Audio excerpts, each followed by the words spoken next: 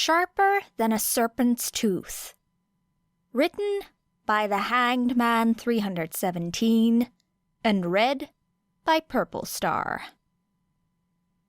Chapter 38. Era, an Endeavor. For the amount of time she was spending in these waiting rooms, they could have at least made them a little more interesting. Era hummed into her hand as she stared up at the small television, displaying the match between Ida and Todoroki.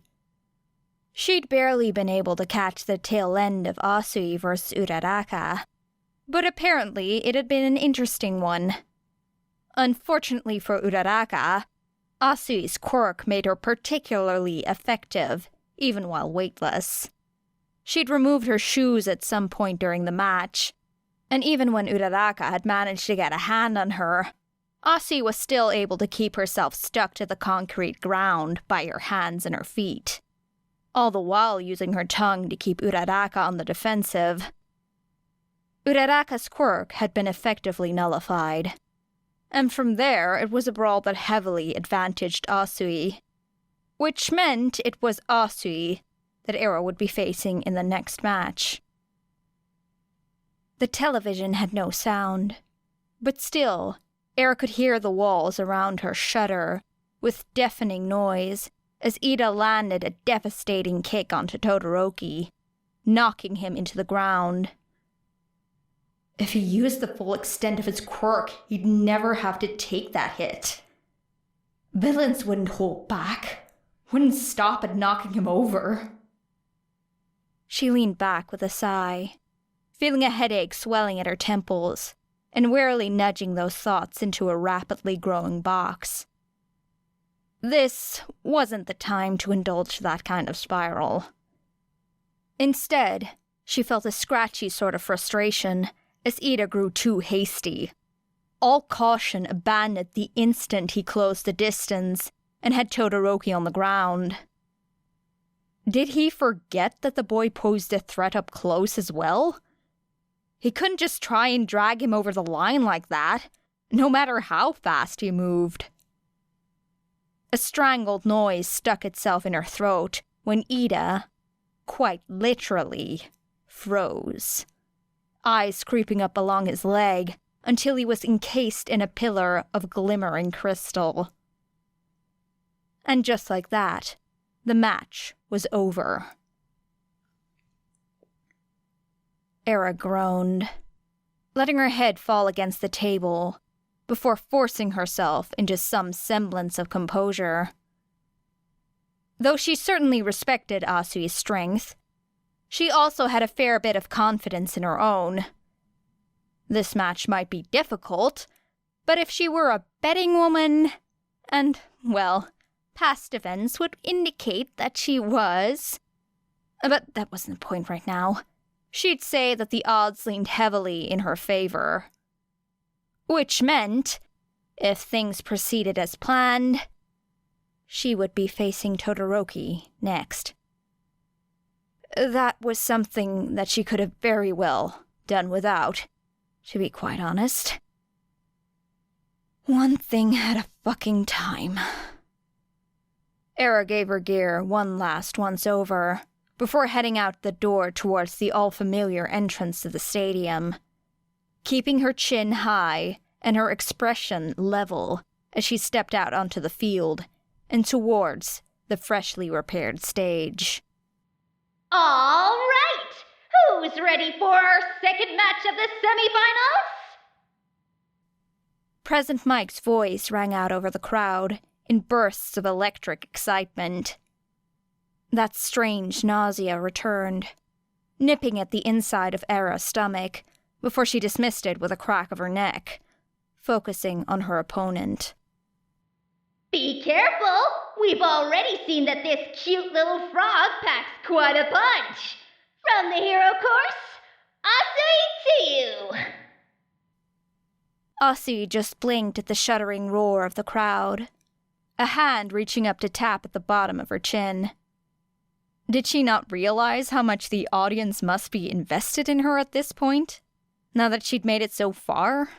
With the skills she'd already displayed, of course the cheers would be deafening. Versus, what's her quirk? Will we ever discover...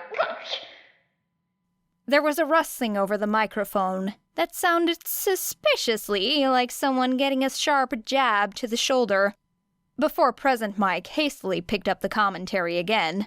From General Studies, it's the tenacious Suzuki era! The crowd. It was overwhelming. That noise, pressing against her ears like deep waters, drowning out the sound of even her own heartbeat in her throat. Oh. She supposed that she, too, had gotten far enough to warrant some attention. Well, fuck me, I guess. Era hurriedly smoothed any lines that had snuck their way onto her face, as Midnight glanced between them. Contestants, are you ready? They both nodded. Asu even offering a good luck, kiddo, before settling her weight in preparation for the fight. Era could only dip her head in response. Lips pressed firmly into a straight line. Begin! Strike first. Strike fast. It seemed they both had the same thing in mind. Both of them moving in a blur of motion the moment the match began. Era dodged to the side, barely avoiding Asui's tongue as she pulled the pin from her second flashbang and rolled it towards Asui. Era, from years of "We're starting again," and "Failure is suffering," and "Get off the fucking ground, Bert. I won't ask a second time." Era would be able to recover quickly, fight through that disorientation. She'd bet money that Asui would not. Whether because she had somehow guessed that fact, or simply out of an intuitive desire not to let the grenade go off next to her, Asui hastily pulled her tongue back and wrapped it around the flashbang, tossing it out of the ring and onto the soft grass. It exploded in a harmless burst of white-hot light and a thunderous noise that sent tingles shivering through Era's inner ear. But nothing more. Gritting her teeth, Era dived beneath another flash of pink as Asui's tongue whipped back around, and for a moment she was painfully reminded of dodging the gray coils of Eraserhead's scarf, before she honed her focus back to the scrape of concrete tugging at her skin, and the telltale ache that was beginning to make itself known in her arms and legs. Come to think of it, she hadn't met Eraserhead in quite a while, on any of her late-night excursions. Something to do with his injuries? Or had he simply moved on to another patrol route, giving up on her entirely? Huh. That thought hurt, in an odd, scraping sort of way, gouging dull nails across the inside of her chest. Into a box it goes. Besides, she needed to focus, damn it. Asui's tongue whipped around her for another sharp strike, and Era rolled to the side once more, hand wrapping around her baton to pull it from its sheath. Let's hope this thing works. You're pretty fast, kiddo. Asui's words were almost muffled as she spoke around her tongue, but Era understood the message well enough, rolling forward to dodge another strike with an amused huff. Lots of practice. Stupid to talk during a fight like this, to waste the precious air. But this was starting to become a dangerous sort of fun. The kind that frayed the edges of her mind and pushed her towards something reckless in a desperate bid for that sweet rush of adrenaline. Era charged forward, baton clutched tightly in one hand, as she leapt over another flash of pink. Your range is pretty good. Aim too. I imagine that took a lot of practice. Asui didn't respond. Brows furrowed in intense concentration as she retracted her tongue in preparation for another strike. That's a yes, then. The sharp lashes were becoming slightly more accurate as she neared. Quicker, deadlier, more difficult to dodge. But all at the cost of Asui's focus. Interesting. Idly, Era considered attempting to grab it out of the air and bring Asui to her, but she dismissed it with another scrambling duck and roll forward. That thing was strong and sticky, and she'd rather it not touch her at all if she was being honest. She wasn't sure, but it felt like one of Asui's win conditions, getting wrapped up in it and neatly tossed out of bounds. Just as she closed in enough on Asui that her tongue became almost undodgeable, Era flipped her finger over the switch on her baton and felt it thrum to life beneath her palm. Her other hand reaching for a third, and last, flashbang. Let's make this interesting. Catch! Era pulled the pin with her teeth and threw it at the ground, never ceasing her forward motion as Asui leapt back and, same as before, used her tongue to toss it out of bounds. She was backed up against the boundary line herself now, and Era felt her grin turn feral as she spat the pin out onto the ground and pressed, baton hissing and buzzing with fitful starts as she jabbed it towards the oncoming pink blur that Asui hastily threw her way. The mechanism was volatile, and in many of her initial test runs it had been worryingly prone to falling apart in her hands. But she knew it packed quite a punch. In terms of pain, electricity wasn't high on the list for her. It was an irritation at best, and at worst, well, it fucking hurt. Not the sharp, localized pain of a knife, or the aching drag of glass that swelled against the lungs after near drowning. It was similar to burning, she supposed, with the screaming nerves and the full-body helplessness. But nothing could really compare to fire, choking on the smoke of your own flesh. Fire, she hated. Electricity... Asui's tongue wrapped around her, squeezing the air from her lungs as it began to drag her into the air. Focus. Clutched tightly in one hand, Era barely managed to twitch the sparking baton up, feeling it catch along the side of Asui's outstretched tongue.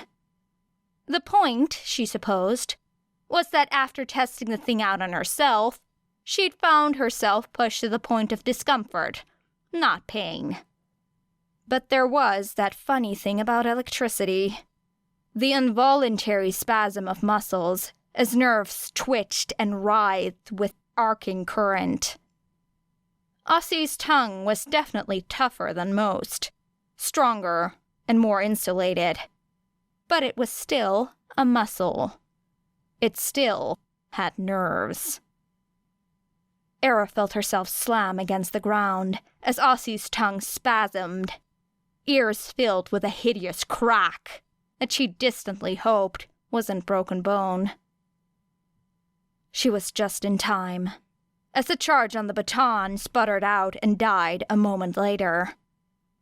Theoretically, that left her with 2 more shocks, but, well, she wouldn't count on it. Asui pulled back her tongue with a strangled yelp, jaw twitching closed and biting down on it with enough force that Era felt sympathy pangs of copper-tinged pain. Luckily, the current wasn't quite strong enough to force her into any real damage, but fuck, she should have thought about that. No matter. Era darted forward now that the danger had been neutralized, and Asui barely managed to stumble to the side, the tip of her tongue still lolling from her mouth. Bunching her muscles beneath herself, she prepared to hop away and put some much-needed distance between the two. But Era caught the unsteady spasm of her legs as she began to crouch, and her hand flew out to catch her by the shoulder when she tried to leap past. Era let the momentum carry her for just a moment, before firmly planting her foot and whirling Asu around, slamming her into the concrete. Dazedly, Asu attempted to roll to her feet, and suddenly, Era was enveloped in a fog of "Finish it, Bert. And this fight and all others. Bend, break, bleed." Her leg stuttered forward, and Era hastily shoved down both the vicious urge to slam a foot into Asui's ribs, as well as the bile that rose, foul and caustic, in her throat. Instead, she reached down, bunched a hand in the fabric of Asui's jacket, and hurled her across the boundary line. Asui tumbled, struggling to her feet with a few confused blinks before seeming to realize where she was. "Asui is out of bounds," declared Midnight, hand raised. "Suzuki wins!" The noise was thick and viscous, swelling in her throat, her nose, her lungs, until her skin threatened to burst with white-hot light, the kind that seared itself into her irises, onto her flesh. The kind that burned at the tips of iron pokers, prodding and twisting and... "You control the pain." Good fight, kiddo. I thought I had you for a second there. Asui's voice was dry and rasping, but held none of the ill humor that Era might have expected after the stunt she had just pulled. Right. You too." Era winced at another spike of noise from the crowd, barely managing to restrain it to little more than a twitch. Do you need help? I can... I'm fine. Don't worry. It still hurts a bit, but I think I can make it to recovery, girl. Right. Sorry about that. Despite her reassurances, Era carefully shadowed Asui as the other girl limped her way out of the stadium and towards the nurse's temporary setup. Are you sure? Because... I'm fine, kiddo. And don't worry, it's probably not any worse than Kaminari's quirk. You're taking this awfully well.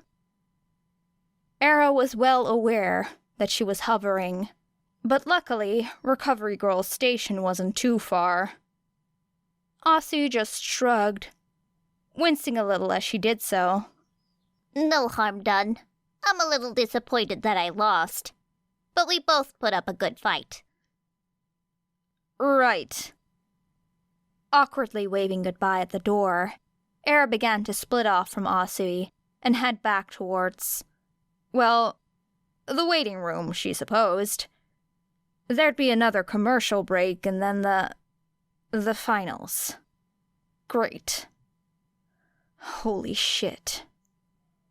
Holy shit. She was really going through with this. Already had gone through with this. She was going to be in the final match no matter what, and... Breathe. In a box. In a box. Everything in a fucking box. Because she didn't want to deal with any of it right now. Some of the thoughts proved difficult to wrest from her mind, raking sharp furrows across the inside of her skull, until she forced them into stillness. She had to think about something else. I wonder if I'd be such a gracious loser. Likely not. Era knew that Asui wasn't bothered by much. Out of everyone at the USJ, she'd been the most calm. The most capable of stilling the restless agitation that came part and parcel with mortal peril. But Era had electrocuted her, defeated her, used her loss as a means to climb higher up the podium.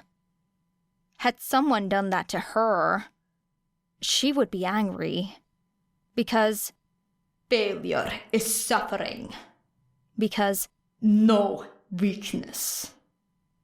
Because she'd been raised to believe, no, to know for a fact that it was every man for himself, and you couldn't afford to drop your guard for even a second unless you wanted a knife in your gut. In a box. She needed a different thought. It was a testament to her distraction that she didn't notice the heat until she turned another corner, by which point it became overwhelming, filling her lungs with dry, scratchy air and her ears with a dull rumble of flickering flames. Era turned the corner to find herself face to face with Endeavor, the flame hero. Cool! Great! Fine! She'd just slip past him in this hallway that seemed to be growing narrower by the second. Ignore the phantom pains of fire curling up her arms, the scent of burnt flesh in her nose, the taste of coppery, ashen blood that left her with the near irresistible urge to spit and hack until it was gone and she could just get it out, it won't wash out, and fuck. There was the sharp scent of kerosene flooding her senses, and behind her, the cruel click of a cheap lighter. Endeavor was blocking her path. Endeavor was looking right down at her, eyes narrowing distastefully in the manner of someone finding an insect at his feet. Or perhaps a piece of particularly repulsive roadkill. That was a familiar look, one she knew quite well, and it really wasn't helping her desperate struggle to just put it in a fucking box. You can have a goddamn breakdown later, you pathetic little... You're Suzuki Era. Yes, sir, that's me. He gave a little humph, gaze turning to one of dispassionate appraisal, which once again was a familiar, but particularly unwelcome expression.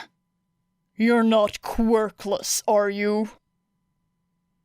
There were very few times in her life that Era had been glad for her quirk's manifestation, however late.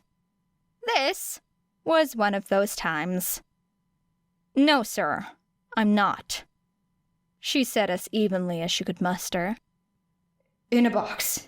In a box. None of it matters. Just put it in a box. Another soft huff. His breath tugging at some stray flames. And fuck, he was huge. He took up the entire fucking hallway. There was no way for her to get past unless she wanted to brush against his burning, biting, blistering... Endeavor tilted his head to the side, ever so slightly. What is it, then? A mental quirk of some kind? Something physical? Why do you even care? Had but a moment to flit across her tongue, before she hastily swallowed it, alongside the memory of chalky cinders. It's physical, sir. I'm just a little stronger than average. That's all. Holy shit. She couldn't believe that she was lying to this man. Couldn't believe that she'd even managed to hold her voice steady, her gaze level, her hands loose and open-palmed. Nothing impressive, then, he muttered, as if to himself. Although, judging by his volume, he didn't care if she heard it as well. Fine. Whatever. Era could swallow her pride and bow out with dignity if this conversation would just fucking end. A shame. I wanted my Shouta to have a challenge. Something cold trailed down the length of her spine, like the cool edge of a blade, gently teasing across the flesh. My Shouta. You can never change what you are, little bird. Did you really think you could escape? You belong to me. Era felt her jaw tighten painfully, felt a strain at her molars as they ground against each other. All the while, Endeavor kept on talking. Try to put up a fight at least. I would have preferred a match up against that Midoriya kid, or even Bakugou. But if this is what I have to work with, then so be it. Don't disgrace yourself, and perhaps there will be some lesson to take from his victory that I can use to further his training. Great. Cool. Fine. This was fine.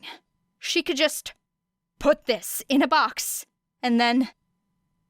Oh no.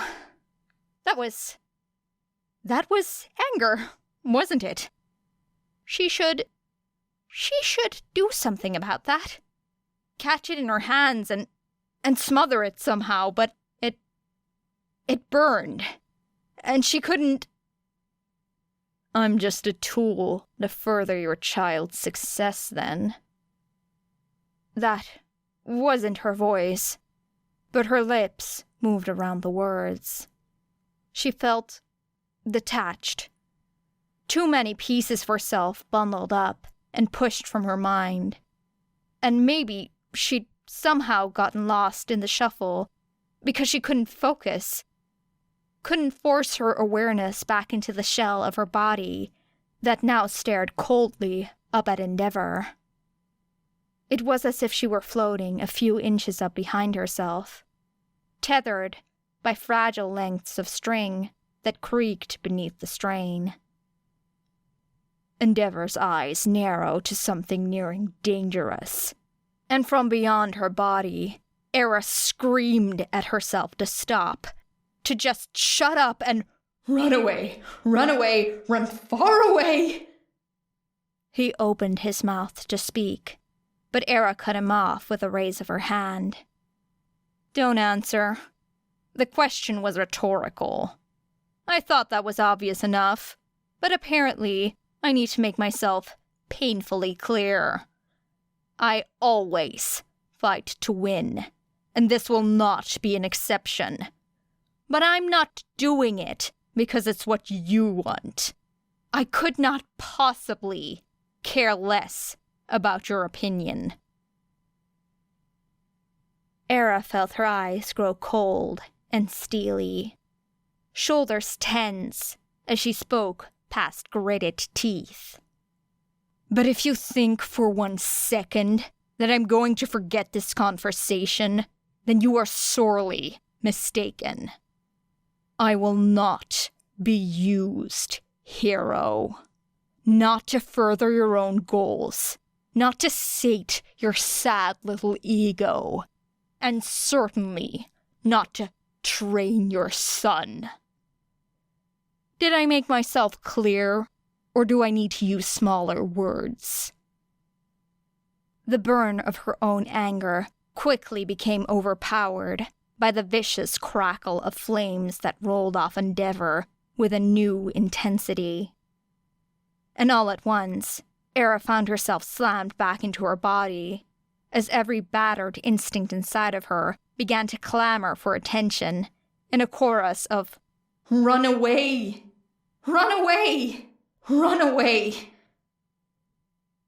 The only thing that stayed her was no weakness. Not even here. Not even now. How dare you? Endeavor hissed, taking one step forward that Era refused to back away from. Well, this was a good run, more or less. I wonder what they'll put on my tombstone. Here lies Suzuki Era, an idiot who didn't know when to keep her mouth shut. Good riddance. Another step, and it took every nerve that Era possessed to keep herself from flinching at the sting of heat against her face. Do you really think you can speak to me like that? Do you know who I am? And I suppose the funeral will have to be closed casket. That's nice. A little bit of mystery around the whole affair. A good chance to slip out and let them bury an empty coffin. I don't think I'd like digging up through the dirt. I am the number 2 hero. I can ruin your career before it even begins. Do you understand that? Era was pretty sure she'd already done that for herself, the moment she was born into a villain organization. Or perhaps when she began her training. She must have been, 5? Or her first kill? The point was, there were so many moments for her career to be ruined before she'd even stepped foot into UA's campus that the threat was almost laughable. Oh no. Oh no. She was laughing. It just sort of slipped out. Like her chest had squeezed around the sound and forced it up her throat. If she thought it was hot in here before, the heat became unbearable. And Era swore she could feel the hairs on her arms begin to singe at its intensity. Do you think this is a joke? He said quietly, and that was never a good sign when they went quiet. That meant they were thinking, planning, so secure in the fact that, "Did you forget the consequences, little bird?" That they didn't care about threats anymore, about fear through words alone. At that moment, it seemed extremely likely that the second-ranked hero in the country was going to burn her to a toasty little crisp, right here, in an empty hallway. Just beneath one of the most televised events in the fucking world. It seemed so likely, in fact, that Era was halfway through pulling out a knife. Never let it be said that she went down without a fight. Before a voice she never thought she'd be happy to hear meddling in her business echoed down the hallway. Suzuki, they're almost ready for the final... endeavor. It's been a while. Aizawa Shouta, Eraserhead, meddling in her business. Was this what civilians felt when heroes rescued them from collapsing buildings? If so, maybe she could begin to understand all the fucking hype. Although, there was that underlying current of frustration, of, "No kindness is free, bird. Remember that." Of not being able to just handle this herself, to drive her knife between his ribs, and simply let that be the end of it. The hallway became noticeably cooler, although it was still stifling, especially because Endeavor hadn't moved from where he towered over Era. Aizawa looked between the two and seemed to catch on to at least the tail end of what had just happened, eyes narrowing slightly as he stepped forward. It seemed that the man actually wasn't an idiot. Would wonders never cease? Oh no, those thoughts were a little too pain-hazed to be of a stable mind. That meant she was spiraling again. Fingertips twitching against her thigh, just to remind herself what it felt like and keep herself here. Eraserhead, said Endeavor at last. Which wasn't exactly a greeting, but, well, the situation was markedly better than what it had been before. I thought you were commentating on the festival. I was, said Aizawa without inflection. And Era felt his hand come to rest lightly upon her shoulder. She desperately focused all of her attention on that one point of contact. Let it keep her here and now. Hold her mind into place so that she didn't float away again. But Suzuki wasn't in the waiting room, and it's almost time for the next match. Is there a reason you aren't in the stands? I would have assumed that you'd want to watch, given that it's your son. Endeavor gave a humph, though he did take a step backwards. Era felt the slightest bit of tension fall from her muscles as the air grew that much cooler. I was just on my way when I ran into your student, he said, the beginnings of a sneer on his face. Apologies, my mistake. Not your student. I don't know who teaches general studies. I'm afraid I never paid it much mind. Era felt Aizawa's hand tighten on her shoulder, before it relaxed once more. No matter the outcome, Suzuki is going to be on the podium. Maybe it would do you well to start paying a little more attention. No matter the outcome? Come now, Eraserhead. I thought you were supposed to be more rational than that. Didn't you expel someone on the first day of class for their lack of potential? And an entire class the year before that? Luck and cheap tricks don't make a hero. This area is off limits to anyone but UA faculty, said Aizawa, and Era could hear the tension in his jaw that just barely kept him from gritting his teeth. Endeavor huffed. You can't be serious. Do I need to escort you out? Narrowing his eyes, Endeavor gave a brusque shake of his head and turned away. I was just leaving anyway. Good luck to you and your lost cause. And with that, he stalked away, taking with him only a portion of that overwhelming pressure that had settled against her lungs. Behind her, Era heard Aizawa sigh, and she regained just enough presence of mind to casually pull away from the hand at her shoulder before turning to face him. The man looked even more exhausted than before, pinching at the bridge of his nose as if he had a headache coming on. He didn't speak, and Era fought the urge to fidget in the silence. What did he say to you? Aizawa asked at last, hand dropping to his side. Era hesitated just long enough that he let out a soft huff of frustration. Suzuki, that wasn't a polite little chat. What was he saying to you? She shrugged. Nothing important.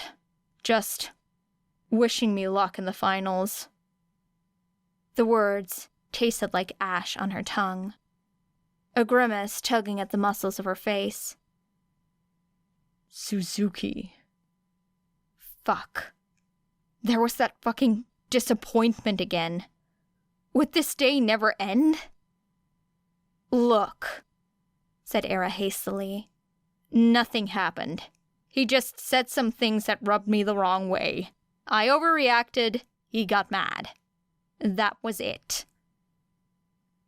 Aizawa stared down at her through narrowed eyes. That was it, he repeated with no inflection. Yes. Nothing else happened. Correct, sir. He paused. He fucking paused. What was it? What was she doing that... Sir. That was it. That was the tell. She was sure of it. Fuck. When had she started doing that? Era forced her gritted teeth into a smile. She knew when. the dark. Fine. She could stop that. It will be easy. Just a word she had to remove from her daily lexicon. A little word that could sometimes make the pain Stop. Please stop. What do you want me to?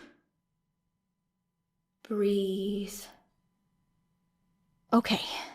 So maybe this would be difficult to sort out, but at least she knew now.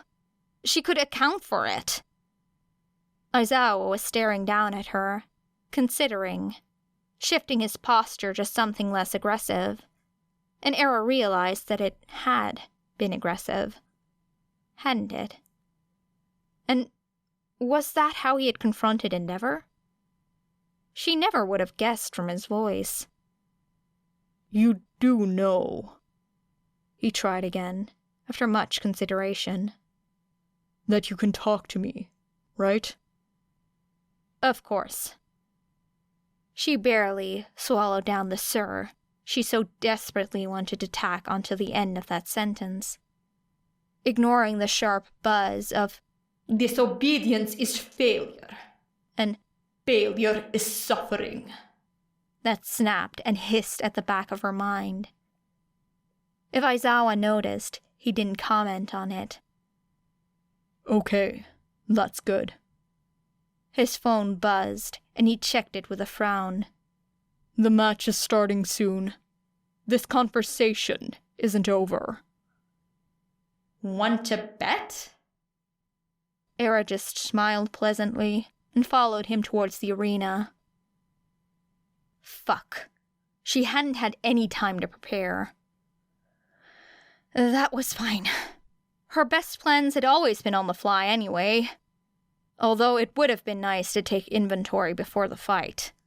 Go over every tool in her arsenal and ensure she knew exactly what was at her disposal. Distantly, now that her attention had begun to wander, she noticed that her gun was hanging oddly at her back. With a tightening of her throat that quickly faded to weary acceptance, she remembered the sharp crack her body had made when Asui had unwittingly slammed her into the ground. Sighing, Era unslung her rifle and looked it over to find that, yes, it was indeed broken. Nothing had snapped, but the more fragile bits of metal that made up the muzzle and parts of the cartridges had bent and twisted so as to make it unusable. So she'd broken her best ranged weapon just before the final fight, which happened to be against an opponent who excelled at range. Great. That was fine. Broken? Asked Aizawa, glancing over as they walked. Era just gave a curt nod, slipping the harness around her shoulders and settling the now useless hunk of metal at her back once more. At the very least, she could bludgeon someone with it. Her fingers actually twitched at the thought, at the satisfaction that might bring after this endless fucking day. That's a shame, but I've seen you operate without it. You'll be fine.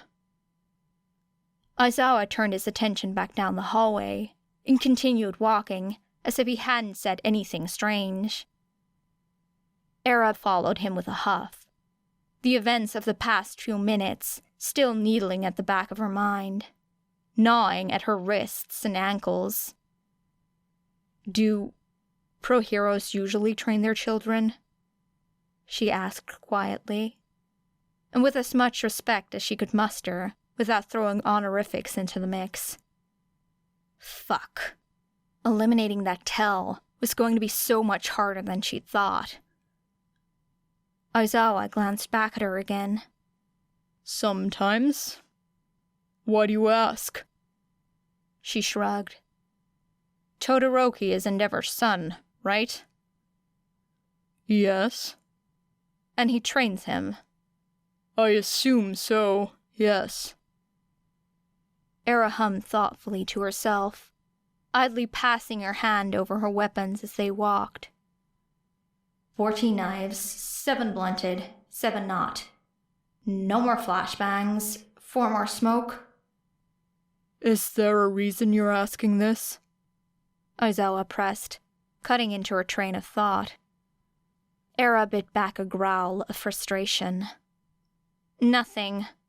Just something Endeavor mentioned made me curious. That's all. The pieces were all there, and it didn't take a genius to put them together. Endeavor was training his son in much the same way she had been trained by her. By Phoenix. Obviously, it wasn't exactly the same, but that was the only frame of reference she had. Well, that and UA, which often seemed more like a daycare than a training facility. It was something in the way he'd phrased it. My Shouta. Further his training. It felt cold. Ironic for a man so wreathed in flame. Next jump. Todoroki's quirk was twofold. A brilliant form of temperature manipulation that meant he could both produce and control ice and fire. Such a rarity must have been treasured by a man like Endeavor, who so clearly put all too much stock in the power of individual quirks. Again, the phrasing. It was hands at her throat, nails against the skin, the harsh glare of a brand, the way he said quirkless, the way he looked at her, like an ant that should be honored to be squished beneath his heel. Nothing impressive. A foolish mindset, and one that could be easily punished. Era had known plenty of people with weak quirks who were more than capable of ripping your throat out if you so much as glanced at them the wrong way. And Era herself, well, she would have considered herself capable before the biggest fucking mistake of her life. Before the dark. Her best years had been before the manifestation of her ugly, selfish quirk. Off track again, and they were nearing the stadium. She could hear the soft rumble of the crowd, even from within the hallways, trembling in the walls and echoing through any open space.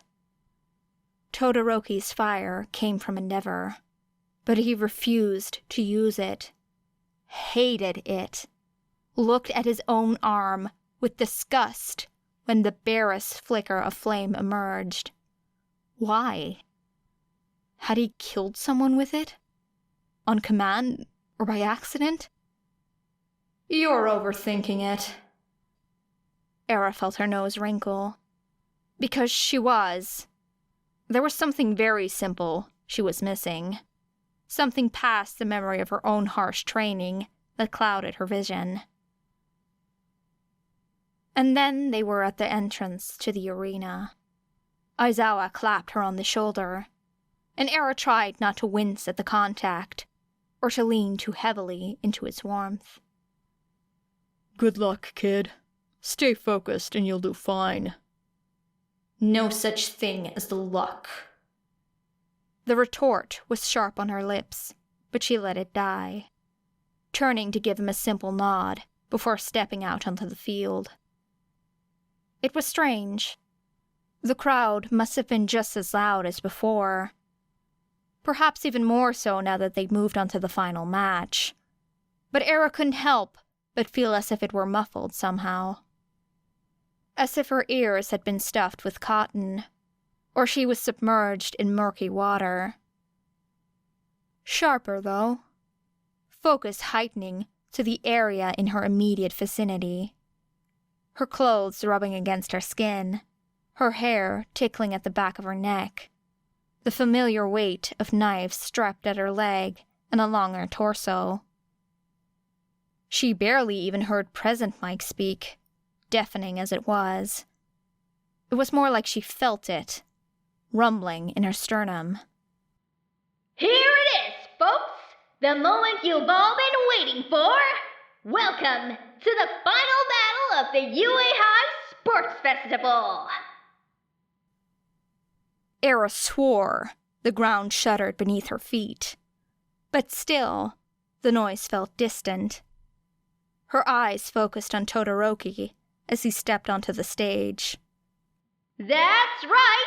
It all comes down to this! From the hero course, Todoroki Shouta! He looked at her dispassionately, and for a moment, Era could see the family resemblance. Obviously, there wasn't that mess of flames in the way, but the bone structure was definitely there. Although it was tamed by something a little softer, a little slighter. More than that, though, it was the look in his eyes. Like she was nothing. Like she was a measly little obstacle the universe had set in his path. Bakugou might have made that obnoxious announcement at the beginning of the festival, but for all of his boasting, he gave it everything he had until the last. He respected his opponents enough for that, at least. She had a feeling that was why he was so pissed off after his match with Shinsou. There wasn't really a way to fight a mental quirk like that once you were under its spell. Era knew that with a painful intimacy. So he lost, and without a fight. It must have chafed at his pride, felt as if he hadn't been able to demonstrate the extent of his power against a worthy opponent. As if pure brute strength was the only way to show power. Era had to laugh. Todoroki, on the other hand, he was fighting with one hand tied behind his back. And at first, Era had suspected some underlying trauma, an unbelievable suffering he had caused that left him horrified by his own power. But still he looked at her like she was the ground beneath his feet, like she was weak. Maybe she'd chosen the wrong person to shoot in that obstacle course. And from General Studies, Suzuki Era! Then, as Present Mike was riling up the crowd, she saw him glance up into the stands. Following his gaze, it wasn't difficult to make out the imposing silhouette of his father making his way through the crowd. Era looked back at Todoroki and found him, well, she'd say he was burning with anger, but that seemed a little insensitive. Fury crept into the lines of his face, as well as disgust that snared at his lips and twitched at his fingers. He hated his father. Oh. Era was such a fucking idiot. Too caught up in her own experiences to remember that some people were permitted, however unwillingly, to feel such things. It was so blindingly obvious. Todoroki Shouta refused to use his fire, the aspect of himself so closely entwined with endeavor, because he detested his father with every fiber of his being. It was spite. Stupid, fucking stupid. He was going to die, and it was all for fucking spite. She couldn't believe it. Couldn't stand it. Desperate anger clawing up her throat with long, slender fingers that twitched and tore. Midnight raised her hand into the air. Contestants, are you ready? Yes, said Todoroki simply. Era fought to regain a semblance of control. Breathe. The tension in her shoulders settled, as did the jumbled mess of her thoughts. He was going to die, and it was because he was too fucking arrogant to realize it. None of her old colleagues would have fucking hesitated just because he was a child. None of them would have waited even a second to exploit such an obvious fucking weakness. She needed to show him. Force him to understand the consequences. How easily it could all crumble beneath his fingers if he held back, all for the sake of a little rebellion. She hated her own goddamn quirk as well. Hated how it writhed beneath her skin like maggots. Dragged her through life past the point of intolerable. Forced her to leave so many people behind as she drew breath after miserable breath. She hated her quirk. Hated what it represented. About her and her past. But for all its faults, Era was no idiot. And she had learned that in this world, it was not only important, but absolutely necessary to press every advantage at your disposal. There wasn't time for anything so trite as feelings, as emotion. That was what boxes were for. He was training to be a hero. If he didn't use everything at his disposal, then people were going to die. He's going to die. My fault. No. She would force him to understand. Era dragged another steady breath through her lungs, fingers tightening around a knife as she looked towards an expectant midnight. Ready. Very well. Begin! No more deaths. Not if she could help it. End of chapter 38.